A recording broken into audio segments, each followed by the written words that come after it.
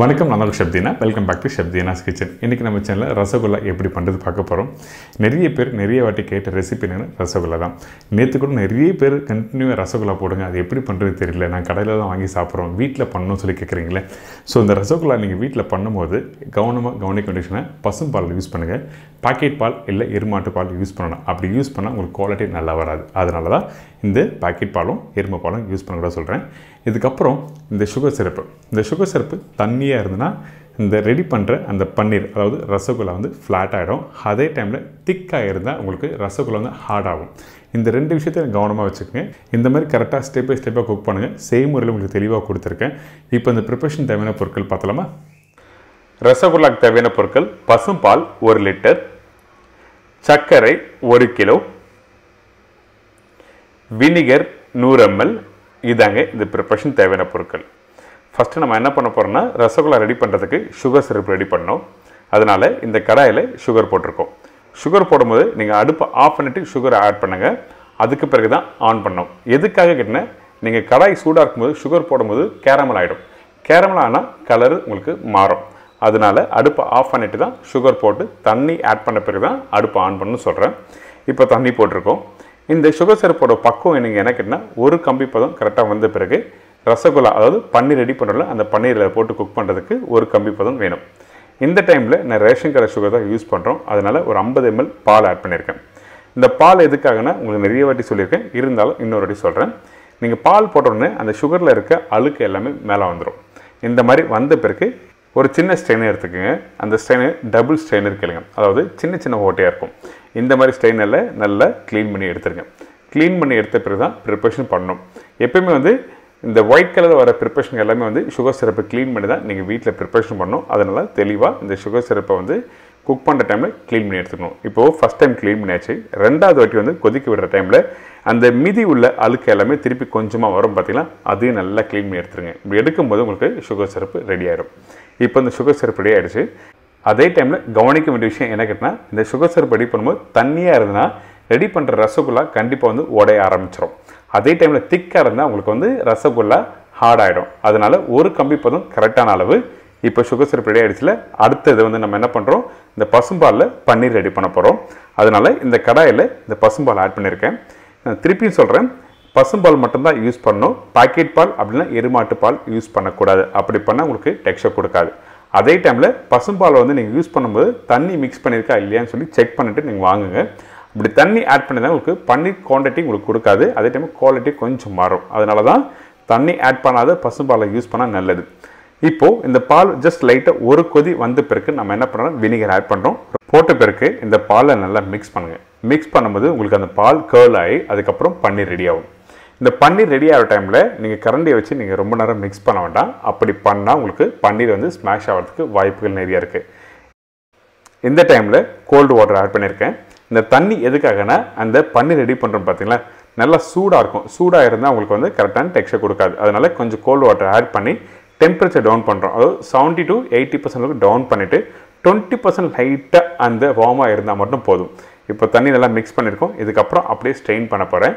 ஒரு ஸ்ட்ரெயினரில் ஒரு மேலே ஒரு காட்டன் கிளாத், அதாவது காடா துணி சொல்லுவாங்களே, இந்த துணி போட்ட பிறகு இது பொறுமையாக ஸ்ட்ரெயின் பண்ணுங்கள். ஸ்ட்ரெயின் பண்ணிவிட்டு அதுக்கப்புறம் இதில் இருக்க எல்லா தண்ணியும் எக்ஸஸாக இருக்க வாட்டர் எல்லாத்தையும் நம்ம எடுத்த பிறகு தான் ப்ரிப்பரேஷன் பண்ண போகிறோம். இப்போது இந்த 4 சைடும் துணி எடுங்க. துணி எடுத்துகிட்டு அப்படியே நல்லா கட்டுங்க. அதாவது இந்த மாதிரி முடிச்சு கரெக்டாக போட்டுருங்க. போட்ட பிறகு நீங்கள் கரெக்டாக அரை மணி நேரம் ரெஸ்ட் விடணும். ரெஸ்ட் விட்ட பிறகு திருப்பியும் அந்த தண்ணி எதுனா இருந்ததுன்னா நம்ம ஸ்க்யூஸ் பண்ணிட்டு நம்ம ப்ரிப்பரேஷன் ஸ்டார்ட் பண்ண போகிறோம். இப்போது ரெடி ஆகிடுச்சு. இந்த டைமில் பார்த்தீங்கன்னா கொஞ்சமாக தண்ணி இருக்கும். அந்த டைமில் மெதுவாக கையில் புழிஞ்சிங்கன்னா அந்த தண்ணி எல்லாமே வந்துடும். அதுக்கு பிறகு லைட்டாக மாலிஷ் பண்ணி நம்ம அந்த பன்னீர் ரெடி பண்ண போகிறோம். இப்போ ரெடியான அந்த பன்னீரை டேரெக்டாக இந்த கட்டிங் போர்டில் போட்டிருக்கேன். நீங்கள் வீட்டில் கிச்சன் மேலே இருந்ததுன்னா கிச்சன் மேலே போட்டு ஸ்க்யூஸ் பண்ணலாம்.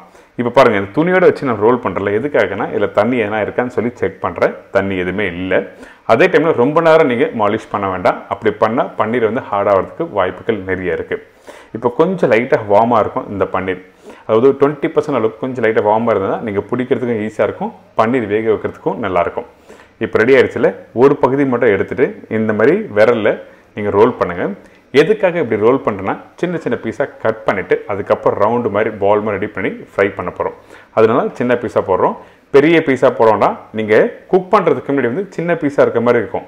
ஆனால் குக் பண்ணி முடித்த பிறகு பெரிய சைஸ் ஆகும். அதனால தான் சின்ன பீஸாக இப்போ போடுங்க சொல்கிறேன். இந்த மாதிரி மெதுவாக ரோல் பண்ணி முடித்த பிறகு டைரெக்டாக வந்து சுகர் சிரப் ரெடி பண்ணி வச்சுருக்கோம் பார்த்தீங்களா, அந்த சுகர் சிரப்பை நல்லா கொதிக்கிற சுகர் சிரப்பில் போட்டு தான் குக் பண்ணணும். கொதிக்காத சுகர் சிரப்பில் போட்டு குக் பண்ணக்கூடாது. இப்போது இந்த பால்ஸ் ரெடி ஆகிடுச்சு. அழகாக மெதுவாக பண்ணியிருக்கேன் பார்த்தீங்களா. இந்த மாதிரி சாஃப்டான ஒரு பன்னீரில் எப்படி பண்ணுறது சொல்லி கொடுத்துருக்கேன். இப்போ அடுத்தது ஏற்கனவே ரெடி பண்ணி வச்சுருக்க சுகர் சிரப்பில் ரெடி பண்ண இந்த பன்னீர் இதில் போட்டு குக் பண்ணுறோம்.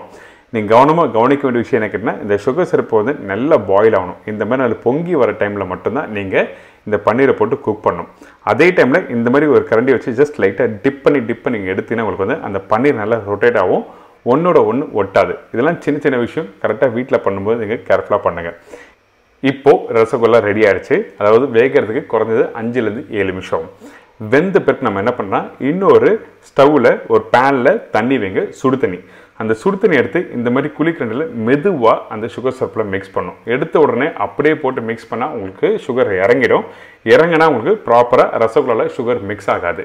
இந்த மாதிரி சுகர் சிரப் போட்ட பிறகு ரொட்டேட் பண்ணுங்கள். அதுக்கப்புறம் முடிஞ்சுன்னா டிப் பண்ணும். எந்த அளவுக்கு நீங்கள் தண்ணி ஆட் பண்ணலாம் கேட்டினா, அந்த சுகர் சிரப்பு நீங்கள் அந்த பபுள்ஸ் வருது பார்த்தீங்கன்னா குறையிற அளவுக்கு நீங்கள் தண்ணி ஆட் பண்ணுங்கள். குறைஞ்சபட்சம் ஒரு 2லேருந்து 3 கரண்டி அளவுக்கு இந்த மாதிரி சுடு தண்ணி ஆட் பண்ணும். வெந்த பிறகு தான் போடணும், வேகாதுக்கு முன்னாடி போடக்கூடாது. இப்போ ரெடி ஆகிடுச்சு. இப்போ நல்லா டிப் பண்ண உங்களுக்கு ரொட்டேட் பண்ணும் போதும் உங்களுக்கு கரெக்டாக அந்த சுகர் சிரப்பு நல்லா மிக்ஸ் ஆகிருக்கும். பார்த்தீங்களா அந்த ரசகுல்லா எப்படி ரவுண்டாக நல்லா கரெக்டாக வந்திருக்கு. இந்த மாதிரி தான் நீங்கள் வீட்டில் பண்ணணும். நீங்கள் சின்னதாக மிஸ்டேக் பண்ணால் கூட ரசகுல்லா வந்து ஒன்று ஃப்ளாட் ஆகிடும், அப்படிலாம் ரவுண்டாக பெருசாக வராது. அப்படியும் இல்லைனா ப்ரிப்பரேஷன் முடிச்ச பிறகு ஹார்ட் ஆகும். இந்த மாதிரிலாம் ப்ராப்ளம் வரும். நான் சொன்ன மெத்தடில் நீங்கள் ஸ்டெப் பை ஸ்டெப்பாக வீட்டில் ஃபாலோ பண்ணுங்கள், கரெக்டாக வரும். முக்கியமாக பசும்பால் ரொம்ப இம்பார்ட்டன்ட். சுகர் சிரப்பை எப்படி ரெடி பண்ணுறோம், தண்ணியாக இருக்கக்கூடாது, அதே டைமில் திக்காக இருக்கக்கூடாது. ஒரு கம்பி பதம் அளவுக்கு வந்து பிறகு தான் இந்த பன்னீரை போட்டு குக் பண்ணும். இப்போ அருமையான ஒரு ரசகுல்லா ரெடி ஆயிடுச்சு. இப்போ பாருங்கள், அந்த சுகர் சிரப்பு 2ஆக பிரிக்கிற சொன்னோம் பார்த்தீங்களா, எதுக்காகனா இப்போ சூடான ஒரு கம்பி பதத்தில் வந்து குக் பண்ணி எடுத்துருக்கோம்.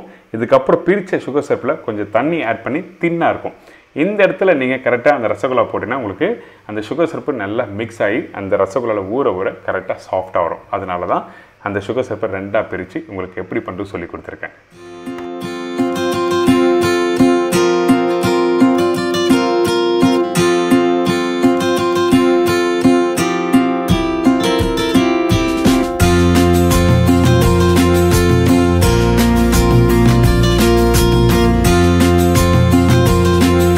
என்னங்க ரசகுல்லா எப்படி பண்ணுறது எல்லாருக்கும் தெரிஞ்சிடும்ல. எப்படி அருமையாக ரவுண்டாக அப்படியே சாஃப்டாக வந்து இருக்குது பார்த்தீங்களா. இந்த மாதிரி தான் வீட்டில் வரணும். அது மட்டும் இல்லை, நிறைய பேர் வந்து இந்த ப்ரிப்பரேஷன் பண்ணும்போது இந்த சுகர் சிரப்பை வந்து கரெக்டாக பொங்குறதுக்கு மைதாலாம் போடுறாங்க. அப்படிலாம் நீங்கள் வீட்டில் போட்டு பண்ண வேண்டாம். டேரெக்டாக சுகர் சிரப்பை ஹை ப்ரெஷரில் வச்சு நீங்கள் குக் பண்ணிங்கன்னா உங்களுக்கு ப்ராப்பரான ஸ்டைலில் சூப்பராக வரும். இதே மாதிரி நாளைக்கு இன்னொரு ரெசிபி சந்திக்கிறேன். நன்றி, வணக்கம். See you, bye, take care.